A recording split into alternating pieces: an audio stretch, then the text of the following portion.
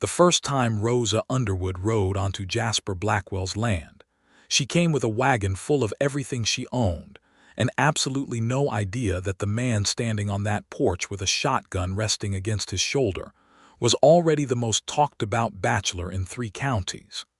The year was 1878, and the territory of New Mexico was not a gentle place for a woman alone. The sun hung like a brass coin over the flatlands outside of Santa Fe, burning the sage to silver and cracking the earth into a mosaic of rust and dust. Rosa had been traveling for 11 days from Amarillo, Texas, following a poorly drawn map that her late father had left her along with a deed to 40 acres of dry, but workable land south of the Sangre de Cristo foothills. What her father had neglected to mention, or perhaps genuinely did not know, was that the property line on that deed ran directly through what Jasper Blackwell considered to be his own hard-won earth. Rosa pulled her 2 mules to a stop at the base of a low rise where a split-rail fence marked the edge of something belonging to someone. Beyond the fence, a modest but well-kept ranch house stood against the afternoon sky. The barn beside it was painted a faded red, and the pasture behind it held a small herd of spotted cattle that looked fat and content. Somebody knew what they were doing out here. She climbed down from the wagon seat, stretched her back, and pushed her wide-brimmed hat back on her head to get a better look at the place.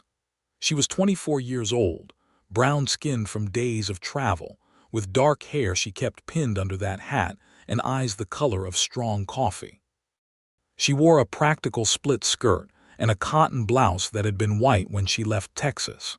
She had a pistol on her hip that she could use and a rifle behind the wagon seat that she could use better.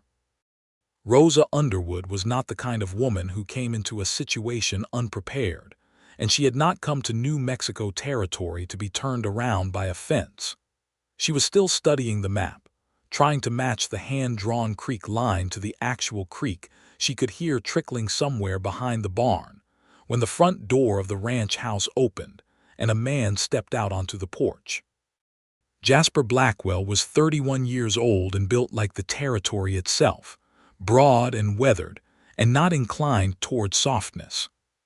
He had dark hair going gray at the temples despite his relative youth, a jaw that looked like it had been cut from sandstone, and eyes the particular pale gray of a winter sky over high desert. He wore no hat at the moment, and there was a shaving cut along his jaw that suggested he had been interrupted mid-morning. The shotgun he carried rested with easy familiarity against his right shoulder, barrel pointed skyward, and he came to the edge of the porch and stopped there. "This is private land," he said. His voice was low and flat, not particularly loud, but it carried the way sounds carry in open country. Rosa looked up from her map. She looked at him. She looked at the shotgun. She looked back at him. "Good afternoon," she said pleasantly. "My name is Rosa Underwood. I believe my property line begins somewhere around that creek." A beat of silence. Somewhere in the pasture, one of the spotted cattle lowed softly. "No," Jasper said, "it does not." "I have a deed," Rosa said. "I have a deed," he replied. She had not expected that exactly, though she supposed she should have. Her father had bought that land from a man in Amarillo who had bought it from someone else, and the chain of title for frontier land was about as reliable as the weather. She folded her map carefully and tucked it into her saddlebag. "Then it seems we have something to settle," she said. "Nothing to settle," Jasper said. "This land belongs to me, has for 7 years. You've been sold a bad deed, and I am sorry for it, but you need to turn that wagon around." Rosa did not turn the wagon around.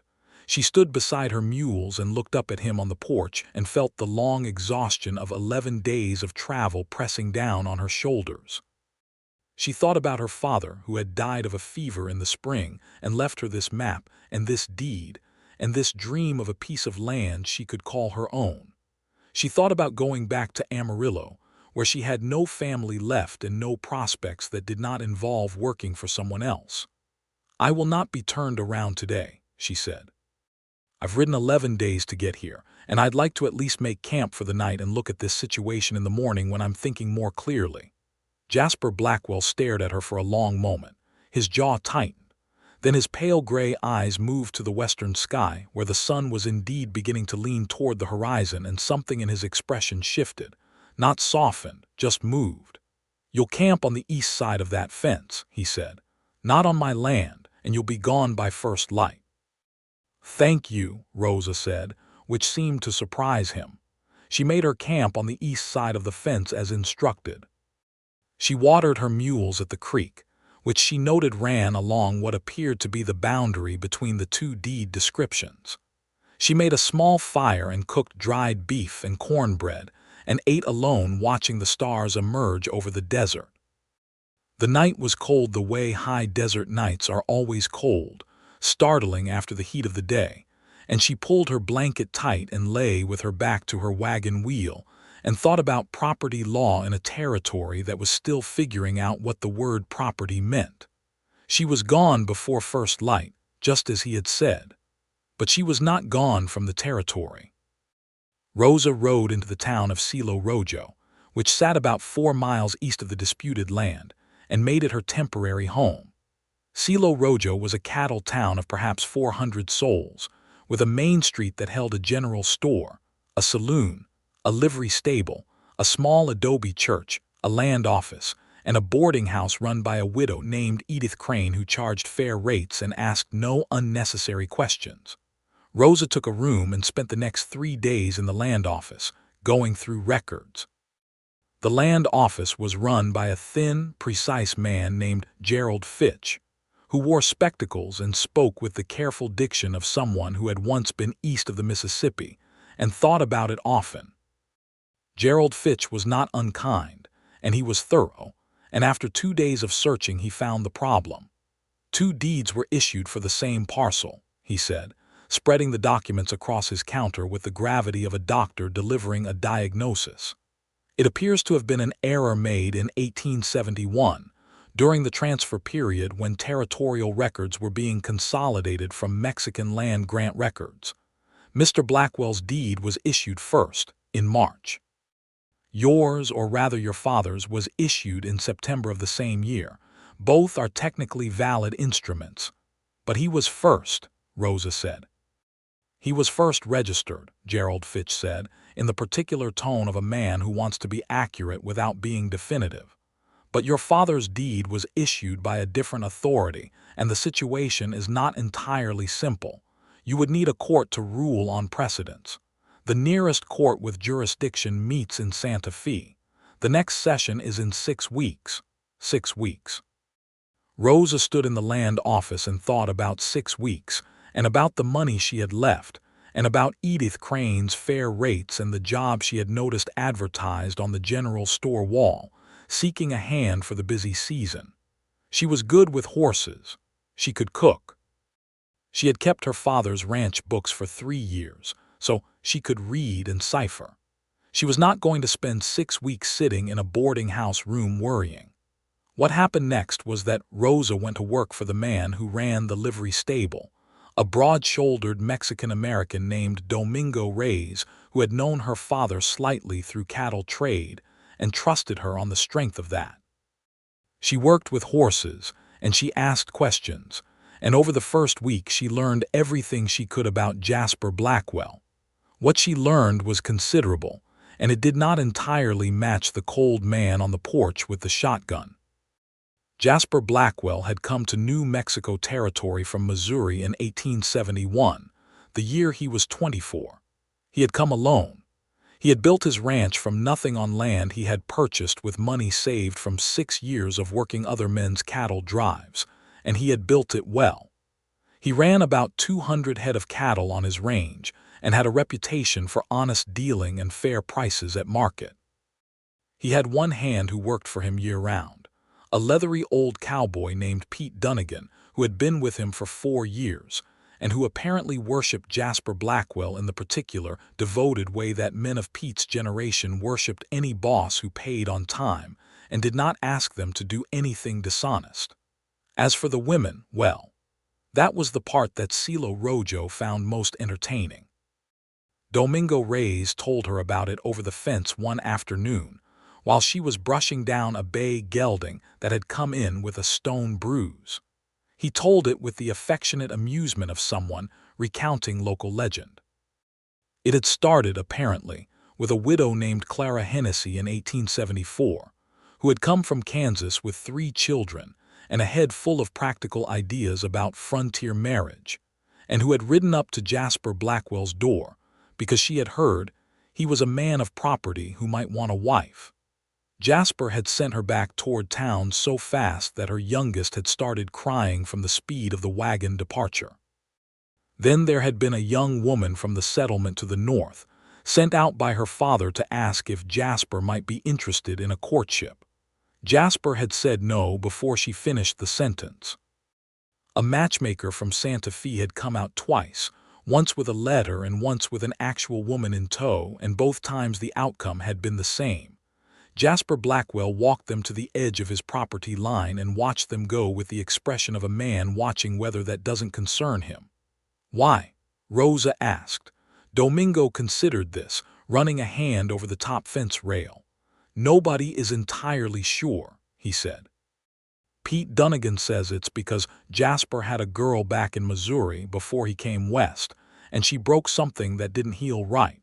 But Pete says a lot of things. Edith Crane says he's just a man who values his quiet too highly to risk it. The Reverend says he's afraid." "What do you say?" Rosa asked. Domingo smiled slowly. "I say he's a man who hasn't met the right reason yet," he said. Rosa stored this information away carefully, the way she stored all useful information.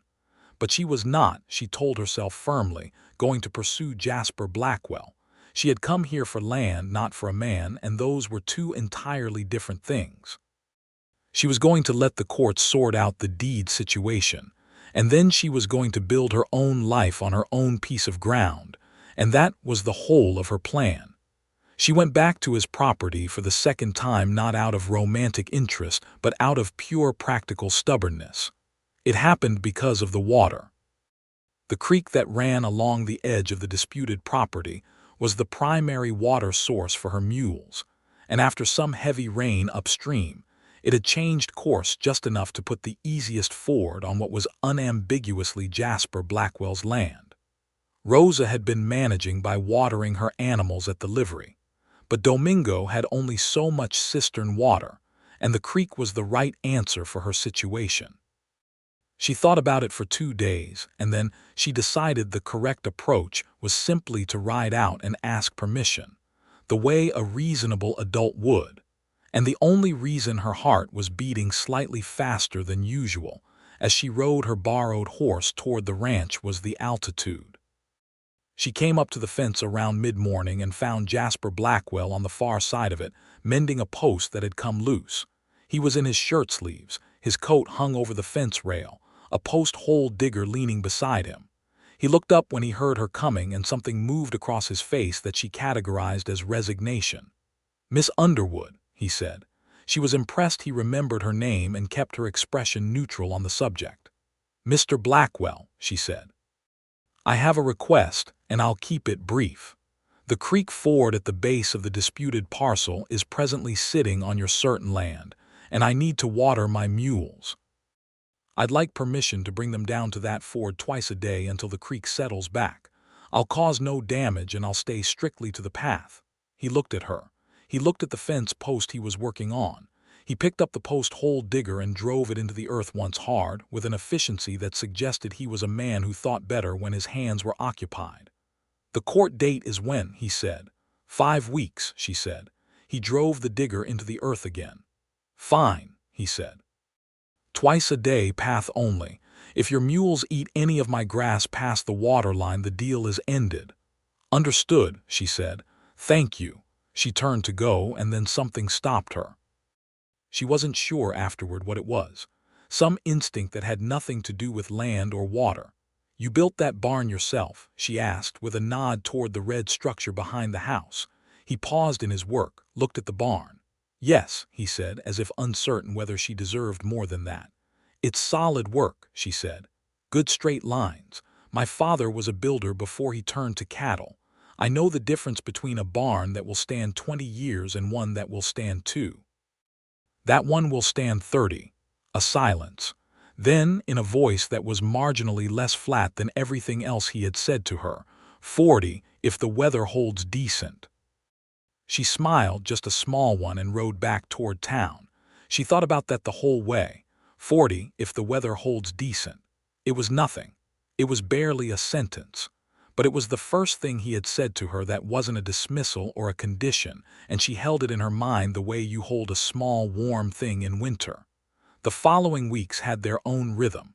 Rosa came to the ford twice a day with her mules, just as agreed. Jasper Blackwell was not always visible, but sometimes he was working the near pasture or riding the fence line. And when he was, they exchanged nods, and twice they exchanged words. And once they stood on opposite sides of the fence for 20 minutes discussing the properties of different grass varieties for cattle feed. Because Rosa had asked a question about what kind of grass grew in the far pasture, and Jasper Blackwell turned out to have opinions about grass. He had opinions about a great number of things, she discovered, in the way that solitary people accumulate opinions because they have no one to argue them out with. He thought the cattle market in Santa Fe was being manipulated by 2 or 3 large buyers working in informal coordination, which was a sophisticated observation for a man who presented himself as purely a man of practical labor.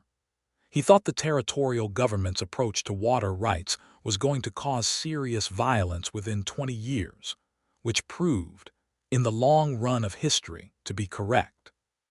He thought the practice of branding cattle was necessary but unfortunate, and he had devised a method of record-keeping for his own herd that he believed could reduce the need for it.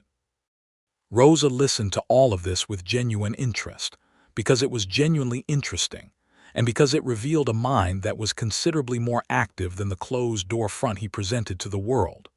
Pete Dunnigan, the longtime ranch hand, turned out to be a talker, which balanced Jasper's silence nicely. Pete was in his 50s, weather-scored and comfortable in his own skin, the way men get when they have stopped worrying about the impression they make. He found Rosa's visits to the ford deeply entertaining, and made no effort to hide this. "You know," Pete said to her one afternoon, leaning on the fence with his thumbs hooked in his belt while she brought the mules to water, "you're the first person to come onto this property twice." "I've been twice because of necessity," Rosa said. "Necessity," Pete repeated, as if this were the funniest word he had heard all year. "The creek moved," she said. "Yes, ma'am, it surely did," Pete said, in the tone of a man who thinks the creek had excellent timing. She was not going to think about the way Jasper Blackwell's hands looked when he was working, large and capable, and careful in the way that hands are careful when they know the difference between work done well and work done adequately. She was not going to think about the rare, brief moments when the flatness in his expression shifted and something alive and almost amused moved across his face.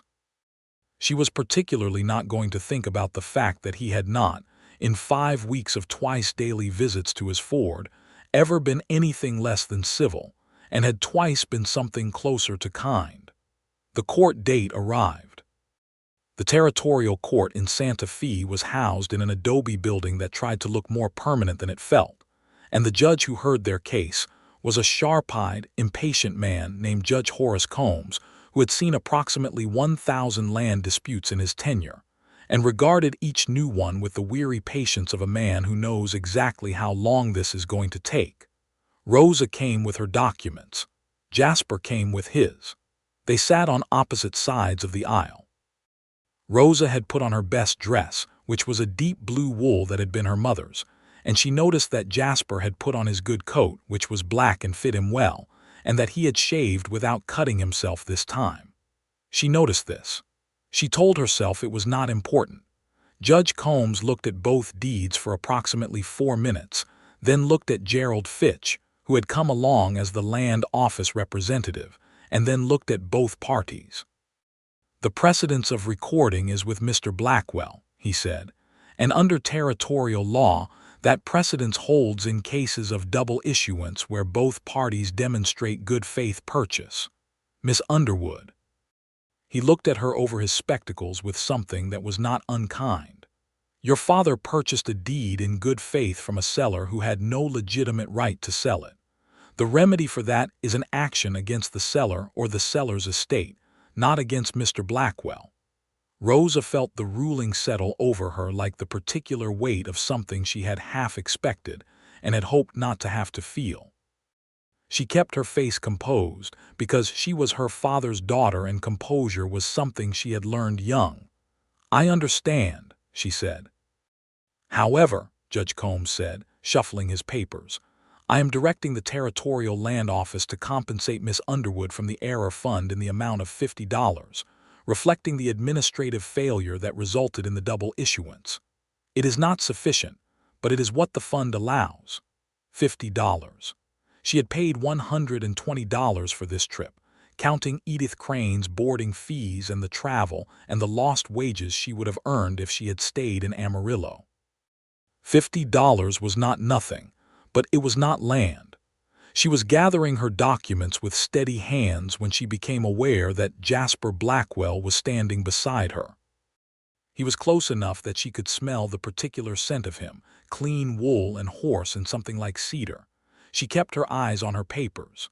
"I have a proposal," he said, in a low voice that did not carry beyond the two of them. She looked up. His expression was as contained as ever, but something in it was working hard, the way a door works hard when there is wind on the other side. "I need a manager for my books and correspondence," he said. "Cattle sales, supply orders, the recording of the herd. I do it myself and I'm not suited to it. You worked your father's books for 3 years. I know because I asked Domingo Reyes, who knew your father. The work would pay $20 a month, room and board. You'd have the small room above the barn. It's clean and private and has its own door." She stared at him. "You're offering me a job," she said very carefully. "Yes," he said. "On the land I just lost a court case over," she said. "Yes," he said again without flinching. She thought about $50 and no land and a return to Texas. She thought about Jasper Blackwell's barn with its good straight lines. She thought about herself, which was something she was good at doing clearly when it mattered. "I would need Sundays free," she said. "Sundays are yours," he said, "and I keep my pistol." His mouth moved in what was almost, a smile. "I would expect nothing less," he said. This was how Rosa Underwood came to work at Blackwell Ranch in the autumn of 1878 in the high desert country south of the Sangre de Cristo Mountains, in a territory that was still deciding what it wanted to be when it grew up. The room above the barn was indeed clean and private and had its own door, which opened onto a small wooden landing with a view of the pasture, and beyond it, the long red line of the mountains going purple at dusk. Rosa set up her few belongings with the efficiency of someone who had packed and unpacked her life multiple times, and she sat in the small chair beside the window that first evening and looked out at the land and tried to decide how she felt about all of this. She felt, she concluded, the way the territory itself felt, waiting to become something definite.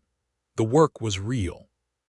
Jasper Blackwell's bookkeeping was not a disaster, exactly, but it was the work of a man who understood numbers in his head and distrusted paper, which meant records were incomplete in ways that had implications for tax purposes and market negotiations.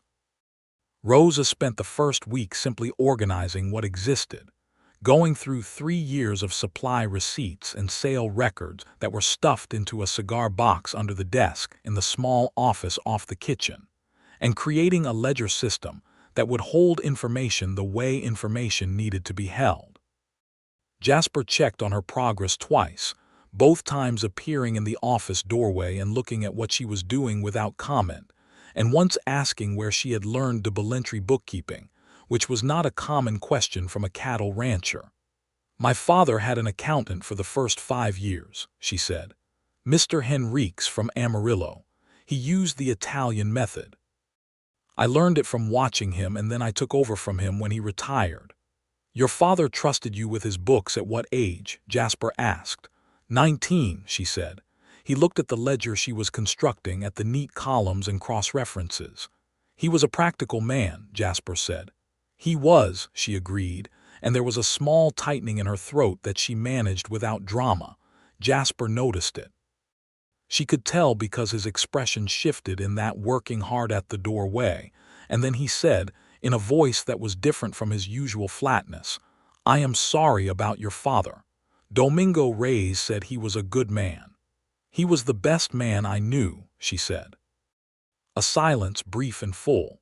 "The best man I knew died on the way west," Jasper said unexpectedly. "My brother, Fever, passed Dodge City. He said it the way a man says something he has said very rarely, with the particular care of words that are usually kept inside. I came on anyway because there was nothing to go back to." She looked at him. He was looking at the ledger. "I came on anyway too," she said quietly. He nodded once, went back to the door, and then paused. "Supper is at 6, he said, returning to his practical register. "Pete will ring the bell. You're expected at the table. It's not a separate arrangement." "Understood," she said. The table was one of the things that remade her understanding of Jasper Blackwell, because at his own table, in the evenings, with Pete Dunnigan's easy conversation filling the silences and the lamp burning low, and the smell of whatever Rosa had contributed to the meal rising from the pot, Jasper was different. Not entirely open, not by any means, but present in a way he was not when the world could see him. He asked Pete questions about the cattle and listened to the answers with his full attention. He had opinions about the news in the weekly paper that came from Santa Fe, which Pete read aloud because his own reading was uncertain. He ate steadily and without ceremony, and he thanked Rosa for the contribution she made to supper without making a production of it. He also watched her when he thought she was not watching him, and she noticed this in the way you notice things you are trying not to notice, by seeing them more clearly than anything else in the room. 3 weeks into her employment, a thing happened that changed the terms between them, though neither of them would have named it that way at the time. One of Jasper's cattle, a young heifer, had gotten herself wedged in a gully along the back fence line. Pete had found her in the morning but had hurt his knee the day before and couldn't get down into the gully safely. Jasper was in town for supplies. Rosa was the one available, and she went. Getting a panicked heifer out of a rocky gully requires a combination of patience, physical strength, and a particular kind of calm stubbornness that refuses to be rushed. Rosa worked at it for 2 hours in the morning heat, using rope and persuasion and eventually sheer leverage, and she got the animal out without injury to either of them. The heifer rejoined the herd. Rosa climbed back up the gully wall with scraped arms and a torn sleeve and her hair falling from its pins, and found Jasper Blackwell standing at the top, staring at her. He had returned from town early. He had ridden out when Pete told him. He had, apparently, been there for the last 20 minutes. She pushed her hair back from her face and looked at him, and waited for him to say something condescending about how she should have waited for him.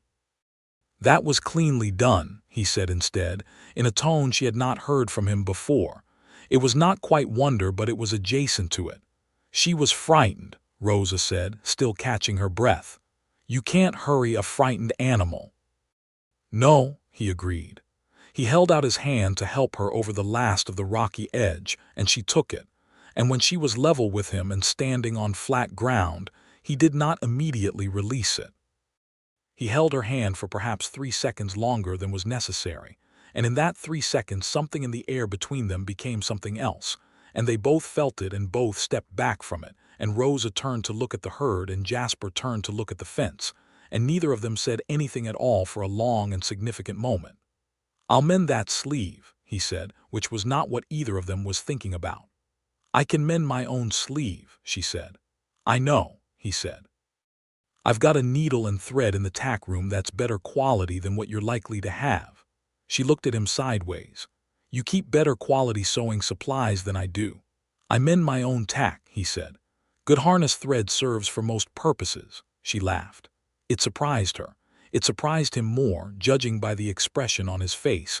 The way laughter in that place surprised him, the way unexpected water surprises dry ground, with an almost physical rush of response. He turned away quickly and went to his horse, and she watched the line of his shoulders as he mounted, and she thought, with perfect clarity and equal parts pleasure and dismay, that she was in serious trouble. She was not the first woman to find Jasper Blackwell interesting. The territory was apparently full of them, and he had run all of them off with brisk efficiency. But Rosa Underwood was, for the first time, inside the fence, and she was not going anywhere, and some part of him was aware of this in a way that showed up in small, involuntary ways that he seemed to have no particular control over. He started appearing at the office door more often, sometimes with questions about the books, which were legitimate, sometimes with coffee, which was not something he had done in the first 3 weeks. Once with a catalog from a supply house in Denver, because he said he needed her to draft the order letter, which was reasonable, but he stayed to discuss the catalog for 40 minutes, sitting on the other side of the desk and expressing opinions about the relative merits of different brands of wire fence with a thoroughness that could not be entirely explained by the importance of wire fence. Rosa drafted the letter. She also noticed all of this with the careful attention of a woman who had learned to look at what was actually happening in the world rather than what people said was happening. Pete Dunnigan noticed it too, with barely concealed delight, and wisely said nothing. November came in cold and serious, with a wind off the mountains that had teeth in it. Rosa had been at Blackwell Ranch for 6 weeks, and she had made herself useful in ways that went beyond the books, because she was constitutionally incapable of seeing work undone without doing it. She had reorganized the supply room off the barn with a logic that Pete declared miraculous. She had identified 2 cattle that showed early signs of a respiratory ailment and isolated them in time, which saved Jasper roughly $30 in potential losses. She had also, quietly and without commentary, planted a small kitchen garden in the sheltered patch beside the south wall of the house, because the diet of dried beans and salt pork that constituted ranch living seemed unnecessarily grim when the ground was willing. When Jasper noticed the garden, he stood looking at it for a long time. Then he went inside. Then he came back out and looked at it again. Then he said to nobody in particular, "I had a garden in Missouri when I was a boy." "What did you grow?" Rosa asked from where she was kneeling, pressing seeds into the earth. He crouched down beside her, which put him very close, and looked at the seed packets she had arranged. "Tomatoes," he said. "My mother was particular about tomatoes." "These are tomatoes," she said, touching the packet. He picked it up and looked at it and then set it down very carefully, and Rosa thought that she was watching a man carefully, one small careful movement at a time, set down the pack he had been carrying for 7 years. The moment was interrupted by Pete, who appeared around the barn corner with the particular urgency of a man who has found another problem. And the problem was a section of fence down in the north pasture, which meant cattle potentially loose, and both Jasper and Rosa were on their feet immediately, which was how life on a working ranch moves.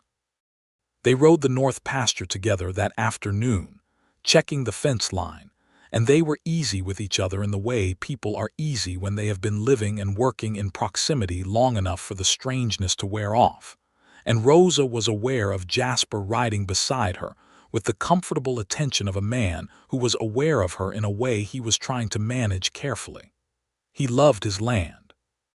That was the thing she understood most clearly about him, riding beside him as he scanned the fence line, and the cattle and the long grass going gold with autumn.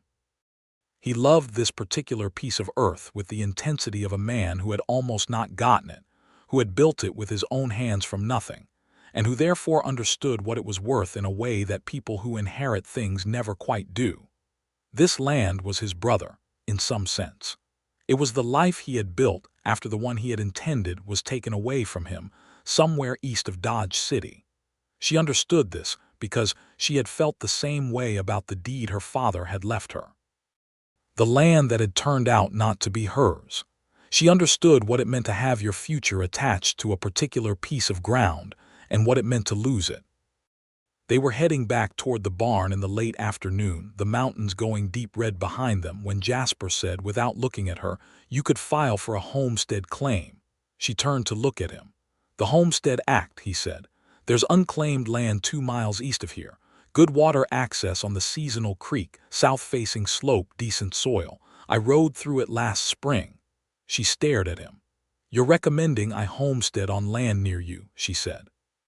"I'm noting that a woman of your capabilities would do well with a homestead claim," he said, very carefully looking at the horizon. "The land east of here is unclaimed because most people don't know the seasonal creek is reliable enough. It is. I've checked it over 5 seasons." "You've been watching that creek for 5 seasons," she said. "I watch everything on my range and near it," he said. "It's the responsible management of a cattle operation." "Jasper Blackwell," she said, and his first name in her voice did something to the air between them that they both felt, and he finally turned to look at her, and his pale gray eyes were doing that alive thing she had noticed, that thing where the flatness retreated and something real was right behind it. "Are you, in your roundabout, fence-mending, creek-watching way, telling me you want me to stay?" A long silence. His horse shifted underneath him. The wind moved through the dry grass with a papery whisper. "I'm noting a land opportunity," he said. "That is what you are noting," she agreed gravely. "Yes," he said, "and nothing else." His jaw tightened. He was working against something, some habit of self-protection so ingrained it had almost become architecture. "Rosa," he said, and her name in his mouth was different from her name anywhere else, careful and full at the same time. "I have not been a man who was easy for women to be around. I'm aware of that.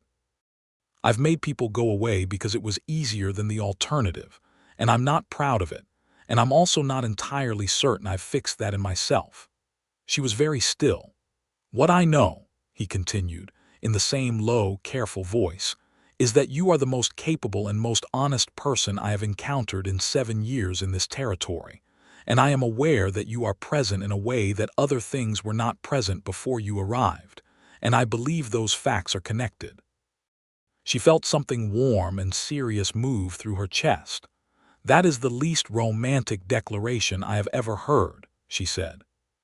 He looked at her, and then, for the first time in her acquaintance with him, Jasper Blackwell actually smiled. Not the almost smile, not the almost amused expression she had catalogued and stored, but a real smile, complete and unguarded, and it completely restructured his face into something younger and terribly, inconveniently handsome. "I know," he said. "I am not a poetic man."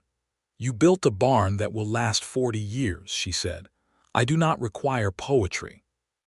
He reached out and tucked a strand of her hair back from her face, very gently, with the same careful attention he gave to everything, and she turned her face very slightly into the brief warmth of his hand, and they both sat on their horses in the late afternoon light, with the mountains going deeper red behind them and the cold November air around them, and the full weight of something beginning pressing on the moment. Then Pete Dunnigan's voice came hollering from the direction of the barn about supper, and Jasper dropped his hand, and they rode back to the house with 2 feet of cold air between them that felt like 2 inches. Rosa filed for a homestead claim on the land east of the ranch the following week. Gerald Fitch at the land office processed it with an expressiveness that was subtle but present, noting that the land in question was indeed an excellent parcel, and that the southeast water access was well documented. The claim required her to establish residence and make improvements, and she began both immediately, but she did not stop working at Blackwell Ranch. Jasper did not suggest she should. Her arrangement there continued, and now had a slightly different quality to it, like a song that has been playing in the background and has been turned up just slightly, so you can hear each note more clearly. December brought serious cold and the work of winter preparation, which on a cattle ranch is constant and physical. Rosa worked her claim land in the mornings, and the Blackwell books in the afternoons, and ate supper with Jasper and Pete every evening, and the evenings grew longer in a way that had nothing to do with the calendar. The third time Rosa had to come back after being sent away was something different. It was not about land, and it was not about water, and it did not resolve quickly. It happened in early December, when a man came to Silo Rojo who changed the atmosphere of the place. His name was Warren Cade, and he ran cattle north of town on a scale that made Jasper Blackwell's operation look modest, which was how he conducted himself about everything. He was 40 years old, broad, confident in the manner of men who have always been the largest thing in any room, and he had been quietly working to buy up smaller parcels around Silo Rojo for 3 years. He arrived in town with 2 men who worked for him, and a reputation that Domingo Reyes described as mixed, which was Domingo's polite way of saying complicated by allegations of claim jumping and pressure tactics that had never quite risen to the level of provable law-breaking.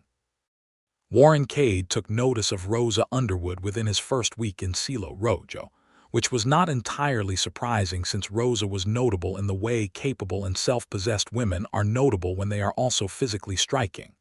He came to the land office on the same day she was there filing an amendment to her homestead claim, and he introduced himself with the smooth ease of a man who expected his introduction to be welcome. He was not cruel to her. He was, in fact, very polished. He asked about her claim land with apparent curiosity, offered his opinion that her southeast parcel was well chosen, and invited her to supper at the hotel, which was the only establishment in Silo Rojo that Cade found adequate. Rosa declined politely and thought nothing more of it. She should have thought more of it. What happened over the next 2 weeks was a systematic campaign of pressure that was new enough to her to be alarming. Warren Cade made an offer to buy her homestead claim at a number that was reasonable on paper and entirely beside the point, since she had not come to this territory to sell land. When she declined, the offer came again, slightly higher, through Gerald Fitch as an intermediary, which told her Cade had influence with the land office that she did not find entirely comfortable. She declined again. Then one of her fence posts came down in a section she had put up herself, and when she went to investigate, she found the ground around the post disturbed in a way that was not consistent with wind or animal damage. She rode out to Blackwell Ranch that evening instead of waiting for morning, which was itself a statement, and she found Jasper on the porch in the cold December dark and told him plainly what she had found and what she suspected. He listened without interrupting, which was one of the things she had come to value enormously about him. "Has he threatened you directly?" Jasper asked. "No," she said. "Nothing direct, everything at an angle." He stood up from the porch rail and went inside and came back with his heavy coat on. "I'm going to ride your fence line with you tomorrow morning," he said. "I'm not asking you to fight my battles," she said very clearly. "I know that," he said with equal clarity. "I'm asking to ride your fence line with you. 2 people looking see more than one." She looked at him in the cold dark and thought about self-sufficiency and about the genuine meaning of a partnership between people of equivalent capability. "Dawn," she said. "I'll have coffee." He nodded. They rode her fence line at dawn and found 2 more posts disturbed and the sign of horses passing close along the east edge of her claim, which was the side nearest Cade's intended expansion. Jasper was quiet and methodical, reading the ground with the fluency of a man who had lived with land for a long time. He said nothing about what they found until they had completed the circuit. "You need to document this," he said. "Draw and date every post, every disturbed section. If Cade moves against your claim legally, you'll need evidence that your improvements were made and are being deliberately interfered with." "I know," she said. "I've been doing that." He looked at her. "Of course you have," he said, in a tone that might have been exasperation except for the warmth underneath it. "What would you do?" she asked. "In my position." "I'd go see Warren Cade," he said, "directly. Make him understand that this is documented and that any attempt on your claim will have legal and public consequences. Men like Cade operate in the gaps between things. Remove the gaps." She thought about this. "Come with me," she said. He was quiet for a moment. "If you want me there." "I'm not asking you to speak for me," she said. "I want a witness, someone with land rights and standing who can be cited as having been present." He nodded once. Tomorrow morning. What they had with Warren Cade the following morning, in the front room of Silo Rojo's small hotel, was one of those conversations that is entirely civil on the surface and entirely serious underneath. Rosa sat across from Cade with Jasper beside her, and laid out in precise terms what she had found, what she had documented, and what actions she would take through the territorial courts and the territorial press if any further interference with her claim was discovered. She was calm and thorough and left no visible gap. Cade looked at her and then looked at Jasper, in the way men of his type look at other men when they want to triangulate a situation, wanting to know what relationship he was reading.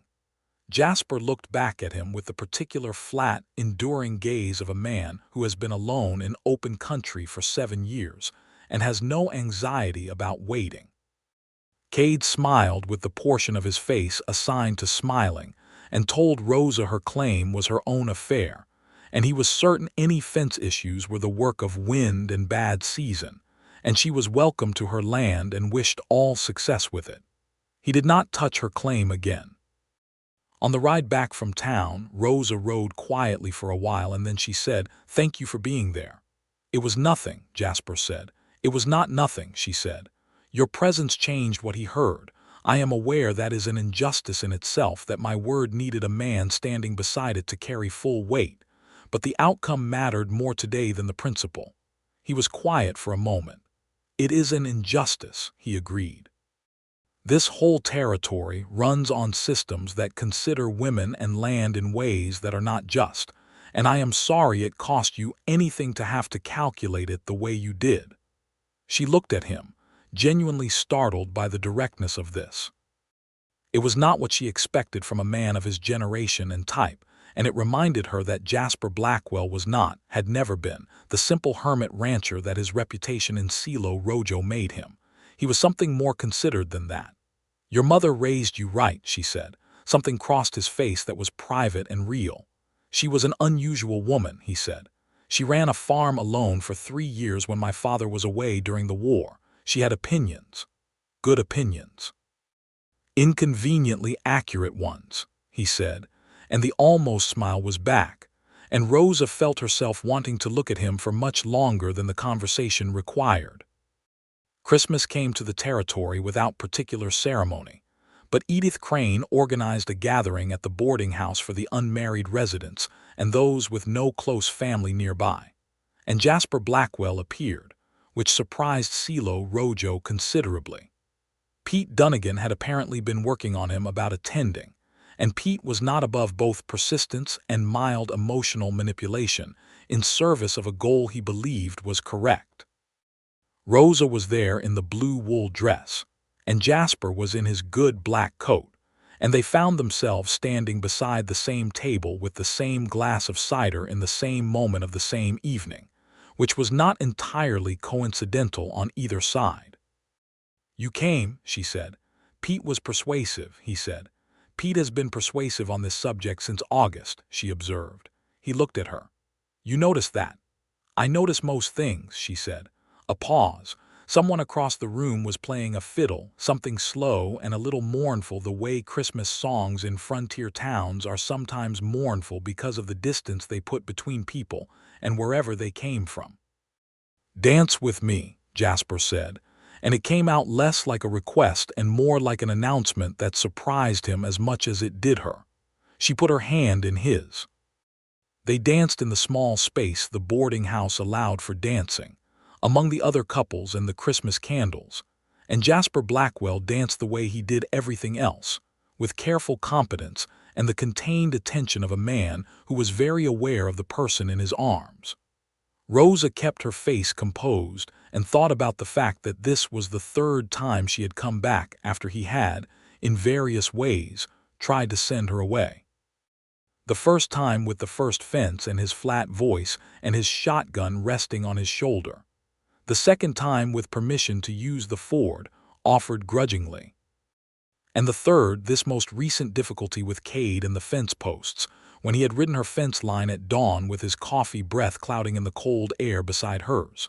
3 times she had come back, and the third time he had not tried to send her anywhere. "You know what people say about you," she said, quietly, so only he could hear. "I know," he said. "That you run women off your property," she said. "That you've done it reliably since you arrived in this territory." "I know," he said again, without defensiveness. "Why did you stop?" she asked. The fiddle moved into something slower. He was very close, and the lamp light made his gray eyes look darker. "You came back," he said simply, "twice, and then you came back a third time, and by then I had run out of good reasons." "You ran out of good reasons, or you ran out of ones you believed?" she asked. He stopped dancing. They were standing still in the middle of the room, and people were moving around them, and neither of them noticed. "There was a woman in Missouri," he said. "Before I came west, I was going to marry her. She chose differently." "I know," Rosa said gently. "The choosing differently was her right," he said, in the tone of a man who had worked at this conclusion for a long time. "It was her right, and I handled it badly, by which I mean I turned the pain of it outward into the world for 7 years in ways that were not fair to anyone who came near me, including you with the shotgun. The shotgun was on your shoulder, not pointed at me," she said. "The intent was the same," he said. She looked up at him. This man who had built a barn that would last 40 years in the desert and planted nothing afterward but cattle and silence and a reputation for being closed. This man who kept quality sewing thread in his tack room and had 5 years of data on a seasonal creek because he watched everything near him always, because watching and tending was what he knew how to do even when he was pretending he didn't want to. "Jasper," she said. "Yes," he said, as if this were the answer to whatever she was going to say. "I am going to stay on that claim land," she said, "and keep working your books because they need it. And probably argue with you about grass varieties and cattle market practices on a regular basis. And I am very clear about all of this." "Good," he said. "And I want to know whether you are interested in being something other than my employer," she said, direct as a rifle shot. "Because I find the current situation one of the more protracted and inconclusive things I have endured since arriving in this territory, and I am not, in general, a patient woman." Something extraordinary happened to Jasper Blackwell's face in the next 2 seconds. The whole careful architecture of containment that he had been maintaining, the flat voice and the managed expression and the distance that was not quite distance, all of it shifted at once, and what was underneath it was not complicated at all. It was very simple and very clear and very warm. "Rosa Underwood," he said, and her name in his voice in that moment was nothing like the careful enunciation of a business arrangement. "I have been interested in being something other than your employer since approximately the 3rd morning you came to my ford with your mules, when you asked about my barn." She felt something loosen in her chest that she had not entirely known was tight. "That was 6 weeks before you offered me a job," she said. "Yes," he said. "You were running out of good reasons for some time before you ran out," she observed. "I was," he admitted, and the almost smile became the real one again, and she decided she was going to make it her work to see that smile as often as possible for the foreseeable future. The fiddle shifted into something more cheerful, and they began dancing again, and Pete Dunnigan, who was standing near the far wall with a glass of something stronger than cider, looked at the two of them and then looked at the ceiling, as if offering a private prayer of thanks to whatever forces had finally gotten Jasper Blackwell out of his own way. January in New Mexico Territory was serious and sustained, and the work of winter on a ranch and a homestead claim did not allow for the kind of prolonged courtship that novels described in warm parlors with leisurely afternoons. What it allowed was the real and daily kind, which Rosa thought was probably better anyway. It was courtship conducted over fence posts and ledger books, and the shared problem of a heifer who kept getting through the east gate. And it was conducted with the honest intensity of 2 people who had each been alone for long enough to be very clear about what they wanted.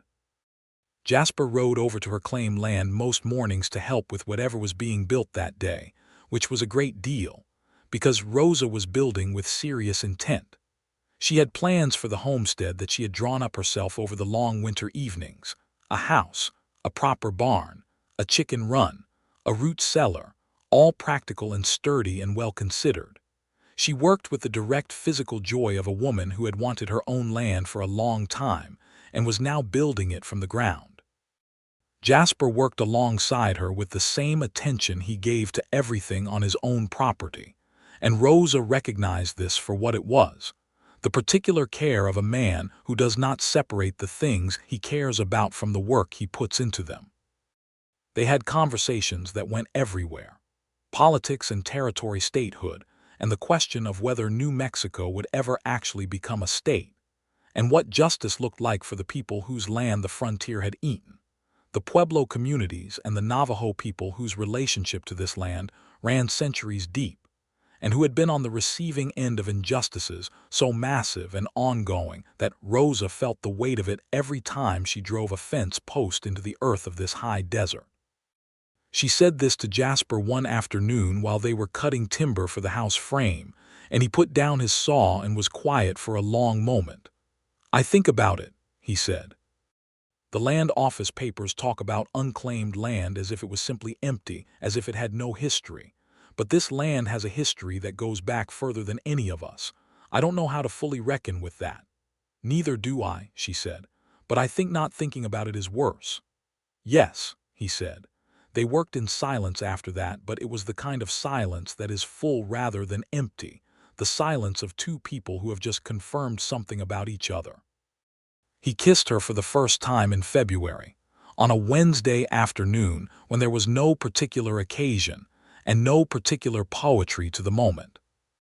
They had been arguing pleasantly about the best way to lay a stone foundation, and Rosa had been right and Jasper had been wrong, which was a combination he was getting more comfortable with, and she had proven her point by pointing to a section of his own barn foundation and explaining why it demonstrated her argument.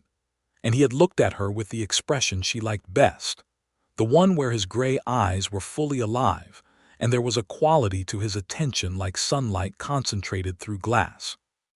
And then he stepped close and put his hand along her jaw very carefully and kissed her.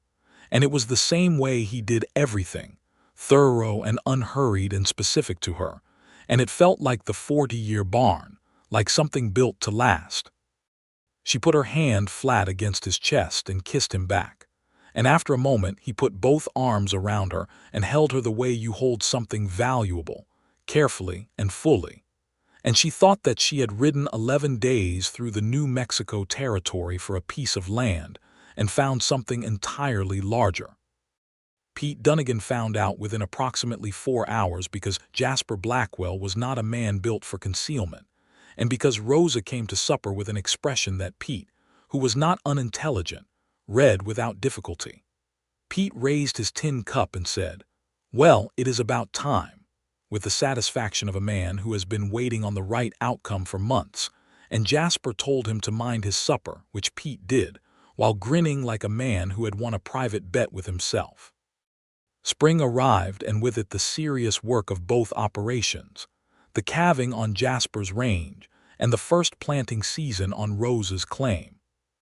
They worked both in a rotation that became natural and easy, Rosa's organizational capacity and Jasper's physical endurance together, making a unit that was demonstrably more effective than either alone. Gerald Fitch noted at the land office that Rosa Underwood's homestead claim was the best documented and most actively improved claim in the current territorial registry, and said this with the particular satisfaction of a man who considers a well-managed record to be its own form of beauty. March brought wildflowers to the high desert, which Rosa had not expected, the desert going briefly and extravagantly purple and gold across the flatland, and she rode her claim land on a Sunday morning and felt the particular joy that comes from a piece of earth acknowledging you back. She was sitting on the low rise that would eventually be the house site, looking at the sweep of land, when she heard Jasper's horse below her.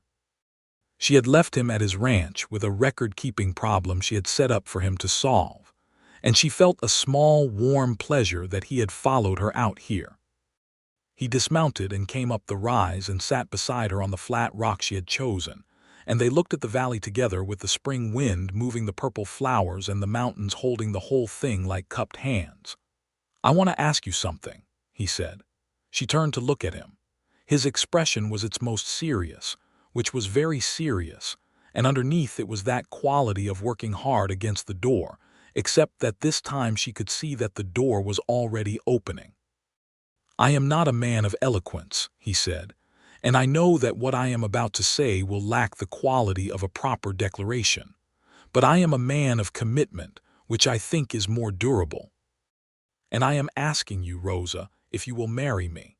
Not because it is practical, although it is practical. Not because it makes good sense for the land and the books and the operations, although it does. But because you came back 3 times when I was giving you every reason not to, and because you are the most real person I have ever known, and because this land," he touched the earth beside them with one careful hand, "means more to me with you on it than it did when it was only mine." Rosa looked at him, at this careful, thorough, half-closed and now-opening man, and thought about all the things she had come to this territory for and everything she had found instead. "Yes," she said. He exhaled, and she realized he had been holding his breath, which somehow made the moment more perfect than any amount of eloquence could have. She put her hand over his where it rested on the desert ground, and they sat together on the rise above the valley of purple flowers, and the mountains held the whole thing, and the spring wind moved through it all like a continuous quiet yes. They were married in June of 1879 in the small adobe church in Silo Rojo, by the reverend who had once said that Jasper Blackwell was afraid. Rosa wore her mother's blue wool dress, which was warm enough for the morning and right enough for everything else. Jasper wore his black coat and a new white shirt that Pete had insisted on, and he stood at the front of the church and watched her come up the aisle with an expression so open and unguarded that Edith Crane, who was sitting in the 3rd row, pressed her handkerchief to her mouth. Domingo Reyes sat in the front row and thought about Rosa's father, who had been a good man who had wanted good things for his daughter, and thought that this was a story that would have made him glad. Pete Dunnigan cried, completely unapologetically, and explained to anyone who looked at him that he had dust in his eyes, which convinced no one. They said their vows in the way they did everything together, directly and with their full attention on each other. And when the Reverend concluded, and Jasper took Rosa's face in both hands with the same careful fullness he gave to all things that mattered to him, the gathered congregation of Silo Rojo felt collectively that it had witnessed something that would be talked about for some time.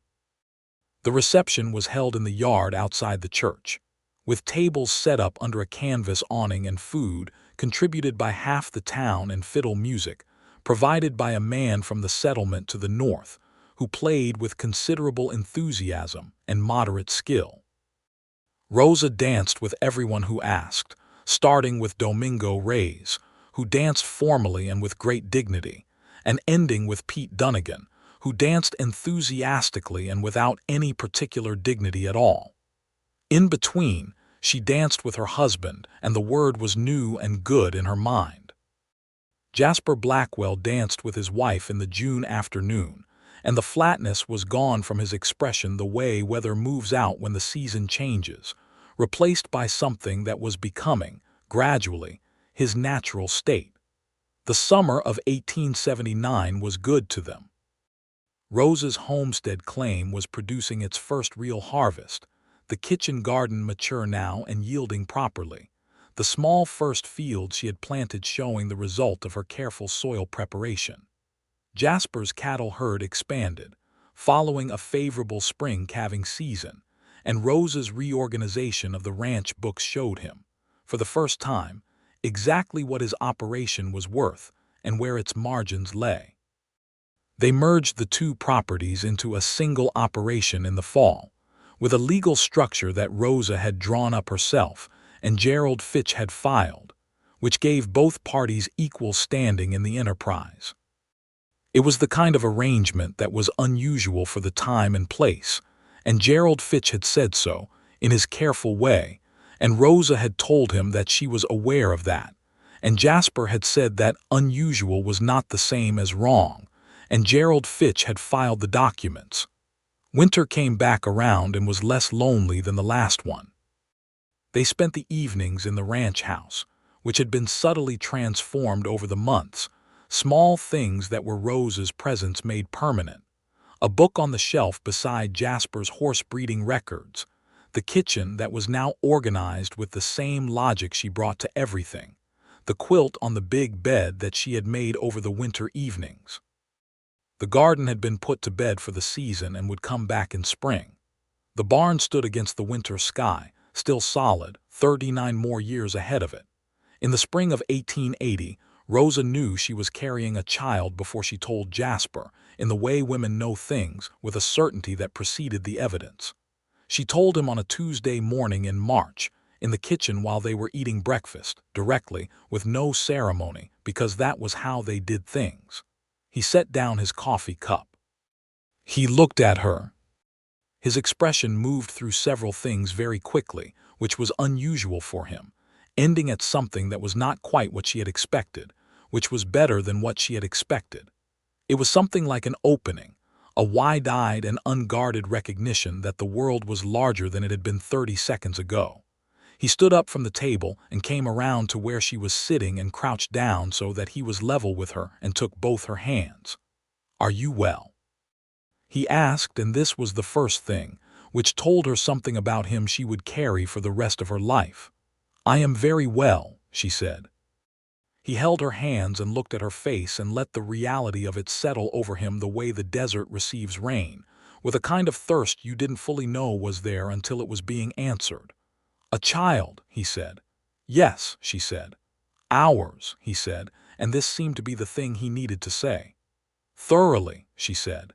Pete Dunnigan took the news with another round of convenient eye dust. He declared that he would teach the child to ride before it could walk, which was not practically possible, but expressed the right sentiment. Their son was born in October of 1880, healthy and loud, with Jasper's light gray eyes and Rosa's dark hair, a combination that resulted in an infant of considerable visual interest. Jasper held him with the same careful attention he gave to all things that required care, which in this case was his entire focus, and Rosa watched her husband hold their son, and felt the kind of love that doesn't announce itself loudly, but that takes up permanent residence in you, structural and quiet and permanent as a 40-year barn. They named him Thomas, after both their fathers, which was a naming convention that Rosa proposed and Jasper accepted with a gravity that showed he understood the weight of it. Thomas Blackwell grew up on the merged ranch and homestead that was beginning to develop a proper name, people in Silo Rojo having taken to calling it the Underwood Blackwell Place, which Rosa thought was an excellent arrangement, and Jasper had, after brief consideration, agreed was right. Thomas was an energetic child with his mother's directness and his father's capacity for sustained, focused work, a combination that manifested as a 4-year-old who had strong opinions about the proper organization of tack and would argue them with anyone who would listen. He loved the cattle with his father's particular attention to individual animals, and he loved the garden with his mother's particular pleasure in growing things, and Pete Dunnigan, who had appointed himself unofficial grandfather to the whole enterprise, taught him to ride approximately when he could walk, which was close enough to his prediction. In 1883, a daughter followed Thomas. They named her Alina, and she arrived in the world with the specific determination of someone who had somewhere to be, and she grew into a child who climbed everything she could reach and had her father's rare and complete smile, and her mother's way of noticing things others missed. Rosa's homestead claim had long since been formally proved up and become her land in full, and the combined operation of the Underwood Blackwell Ranch was one of the more successfully managed in the territory, known for fair dealing and reliable stock. Rosa's bookkeeping system, which she had continued to refine over the years, had become something of a local model, and she had helped 3 other small ranchers set up their own records at Gerald Fitch's occasional recommendation. Gerald Fitch himself retired in 1884, and at his retirement supper in Silo Rojo, he made a toast to Rosa Underwood Blackwell that cited her homestead claim as an example of what the territorial land system could accomplish when it worked correctly. Rosa thanked him sincerely and did not mention the $50 error fund payment, because that was not the point of the evening. Warren Cade had moved on from the territory 2 years after his encounter with Rosa and Jasper, having found another place to expand his operations, and nobody in Silo Rojo was especially sorry about this. Pete Dunnigan stayed. He was part of the ranch in the way the barn was part of the ranch, and Jasper paid him well, and Rosa made sure he had the room he preferred in the bunkhouse, and the food he preferred at supper, and the companionship of people who genuinely valued him. And Pete in return was loyal and capable and cheerful, and went on teaching the Blackwell children things their parents considered of questionable necessity, like how to rope a fence post from a moving horse. The kitchen garden that Rosa had planted in the sheltered patch beside the south wall in her first autumn became, over the years, a real kitchen garden in the serious sense, expanded and managed with the same careful intention she brought to the ranch books. Jasper grew tomatoes in it, the specific variety his mother had been particular about back in Missouri, which he had tracked down through a seed catalog from Denver with the same methodical attention he applied to everything. The first summer those tomatoes produced, he brought 2 of them inside and set them on the kitchen table and looked at them for a while without saying anything, and Rosa sat across from him and let him look. "My mother would have liked you," he said eventually. "I would have liked her," Rosa said. "She sounds like a woman who knew her own mind." "She did," he said, inconveniently accurately. The almost smile, which was not a rare thing anymore, was on his face. "I have been accused of the same quality," she said. "I know," he said, and looked at her with all the warmth that 7 years of building together had accumulated. "It is one of the better things about you." The territory of New Mexico continued its long process of deciding what it would eventually be, moving toward statehood at the speed of politics and geography, and the people of Silo Rojo watched their small corner of it with the interested attention of people who have a stake in the outcome.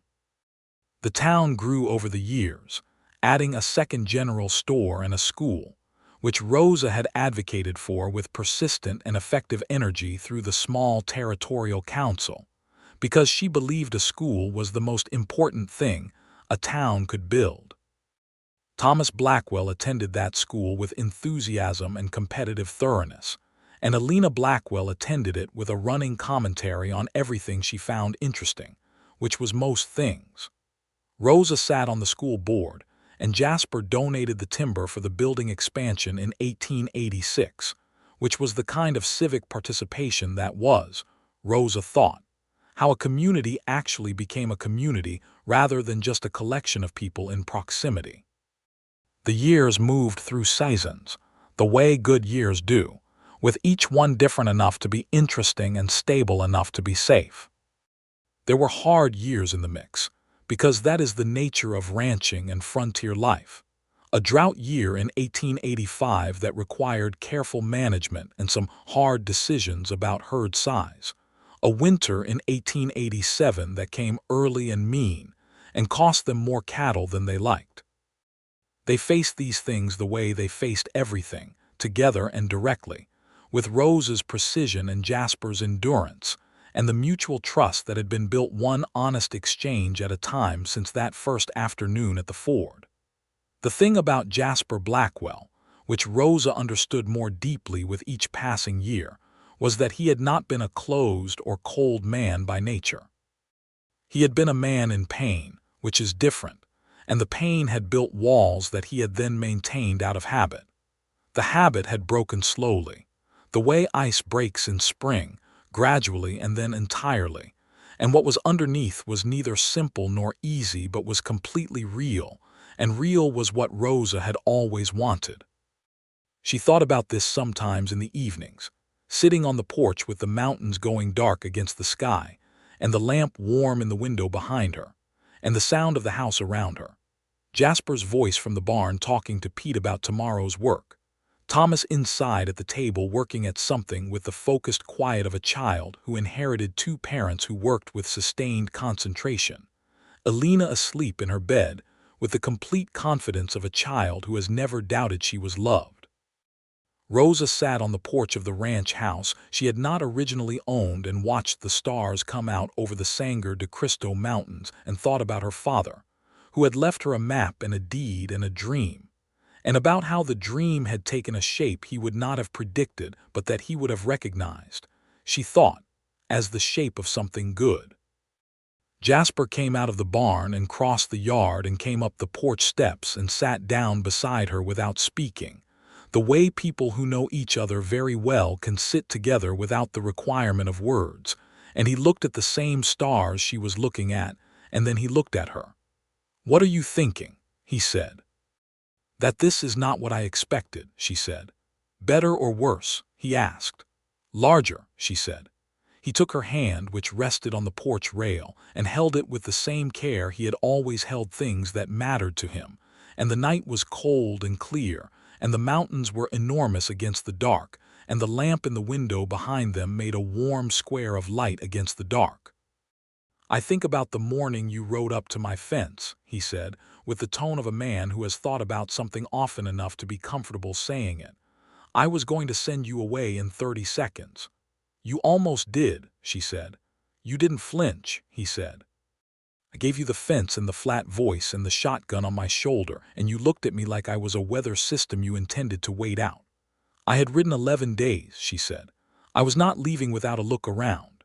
He laughed, low and real, and she turned her head to watch him laugh, because watching Jasper Blackwell laugh was one of the particular pleasures of her life, his whole face alive and open, the gray eyes bright.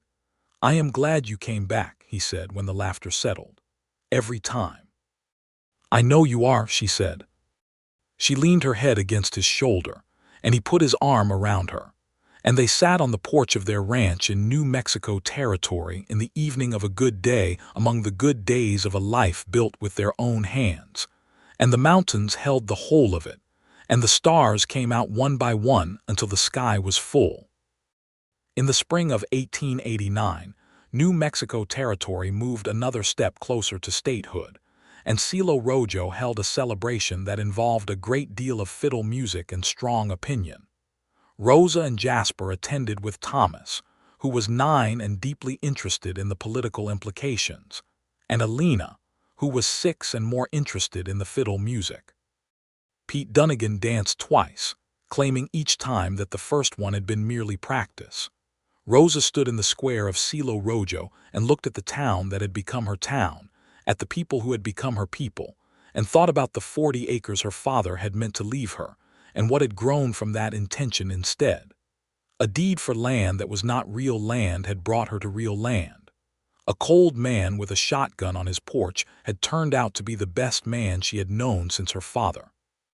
The territory was still becoming itself, with all the injustice and the stubbornness and the occasional beauty that becoming involves, and she was part of it now, in the particular permanent way of people who have put their hands in the earth, and their names on the records and their children in the school. Jasper found her in the crowd and came to stand beside her, Thomas on his other side asking questions about the territorial legislature, Alina having appropriated Pete Dunnigan for dancing purposes. "All right?" Jasper asked. "All right," she said, and the phrase carried everything. He put his arm around her waist and she leaned into him, and they stood in the spring evening in the New Mexico territory, watching the celebration of a community that was, whatever else could be said about it, trying to become something decent.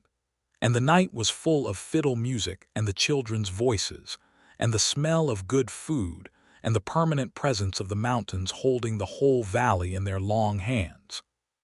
Rosa Underwood Blackwell had come to this territory for 40 acres and found a life instead, which was, she thought, a reasonable trade. And Jasper Blackwell, who had been famous in 3 counties for running women off his property with the efficient certainty of a man who had decided the world inside his fence was enough, held his wife in the spring evening with both arms and the complete unguarded attention of a man who had finally, at 31, and then more slowly for years afterward, figured out what enough actually meant. It meant this. It meant exactly this. The stars came out over the Sangre de Cristo Mountains, the same stars they had looked at from the porch 100 evenings, and the fiddle played on, and somewhere in the distance, the cattle grazed the good grass, and the barn that would stand 40 years stood, and the kitchen garden would come up in a few more weeks with the particular patient certainty of things that have been properly planted. Thomas fell asleep on the walk home, and Jasper carried him on his shoulder, and Alina held Rosa's hand and asked 17 questions about what the territory becoming a state would mean for the school, and Rosa answered each one. And the night smelled of sage and spring and the particular clean cold of high desert air, and the ranch came into view with its lamp in the window that Pete had left burning, because Pete always left a light. And they came through the gate of the Underwood Blackwell ranch and into the yard and into the warmth, and the door closed behind them on the night. Home, simple and full and permanent as a 40-year barn, exactly home.